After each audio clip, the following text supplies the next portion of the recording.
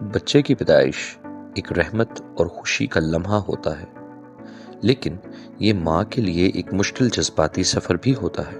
ہر ماں یہ سفر الگ طریقے سے گزارتی ہے۔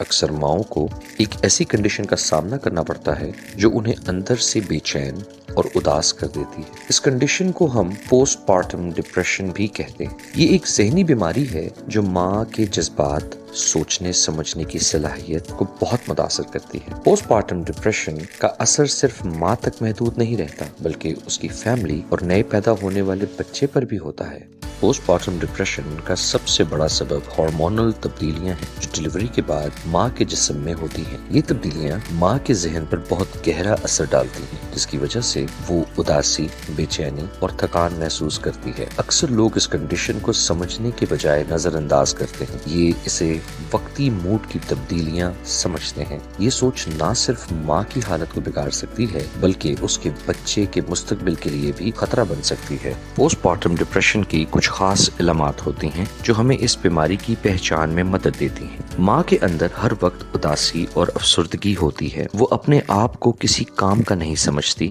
ہر دن ایک بوجھ لگتا ہے اور ہر چھوٹی چیز مشکل محسوس ہوتی ہے۔ وہ اپنے جذبات کو سنبھال نہیں پاتی، کبھی وہ بنا وجہ روتی ہے، کبھی غصہ کرتی ہے۔ یہ جذباتی بے قراری ہر دن کے معاملات کو اور زیادہ مشکل بنا دیتی ہے۔ ماں یا تو نیند سے محروم ہوتی ہے یا وہ حد سے زیادہ سوتی ہے۔ یہ دونوں ایکسٹریمز ماں کے ذہنی اور جسمانی صحت پر برا اثر ڈالتے ہیں۔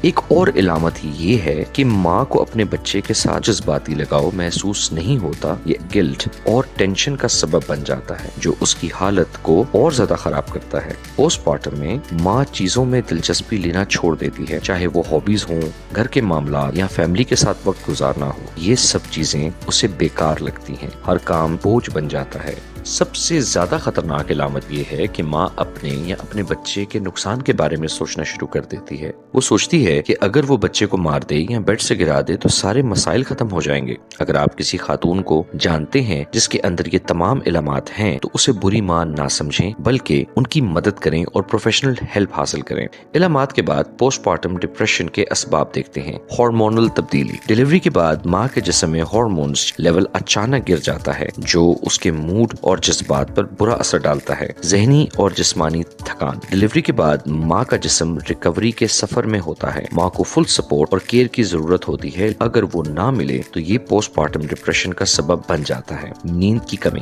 نئے بچے کے ساتھ ماں اپنی نیند پوری نہیں کر پاتی۔ یہ نیند کی کمی اس بیماری کی وجہ بن سکتی ہے۔ سب سے اہم سبب یہ ہوتا ہے کہ اگر ماں پہلے سے انزائٹی یا ڈپریشن کا شکار ہو تو اس کا پوسٹ پارٹم ڈپریشن کا رسک اور بڑھ جاتا ہے۔ پوسٹ پارٹم ڈپریشن کا علاج ممکن ہے، بس ماں کو اپنے جذبات کو سمجھنے اور مدد لینے کی ضرورت ہوتی ہے۔ ایک ٹرینڈ سائیکالوجسٹ کے ساتھ گفتگو ماں کو جذبات سمجھنے اور مینج کرنے میں مدد دیتی ہے۔ گھر والوں کا سپورٹ ماں کے لیے سب سے زیادہ ضروری چیز ہوتا ہے۔ ماں کے جذبات کو سمجھیں اور اسے جج نہ کریں۔ اس کے علاوہ ماں کو اپنی صحت اور ضرورت پر بھی فوکس کرنا چاہیے، جیسے تھوڑی دیر کا آرام، تازی ہوا میں واک یا ہابیز میں وقت گزارنا۔ لیکن اگر ان سب سے مسئلہ حل نہ ہو تو سیویئر کیسز میں ڈاکٹر کی ایڈوائز پر دوا لی جا سکتی ہے۔ پوسٹ پارٹم ڈپریشن ایک ایسے سفر کا حصہ ہے جو ماں کے لیے مشکل ہو سکتا ہے، لیکن اس مشکل سفر میں مدد اور علاج کے ذریعے بہتری ممکن ہے۔ یہ ایک بیماری ہے جو علاج سے ٹھیک ہو سکتی ہے، اور ماں کا خوش اور صحت مند رہنا بچے کے لیے بھی ضروری ہے۔ اگر آپ یا آپ کے کسی اپنے کو پوسٹ پارٹم ڈپریشن کا سامنا ہے تو فوری طور پر مدد لینے میں دیر نہ کریں۔ صحت یاب آپ کے لیے یہاں موجود ہے۔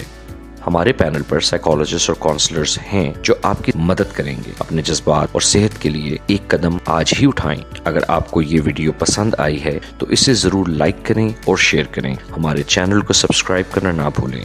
کامنٹس میں اپنی رائے ضرور شیئر کریں۔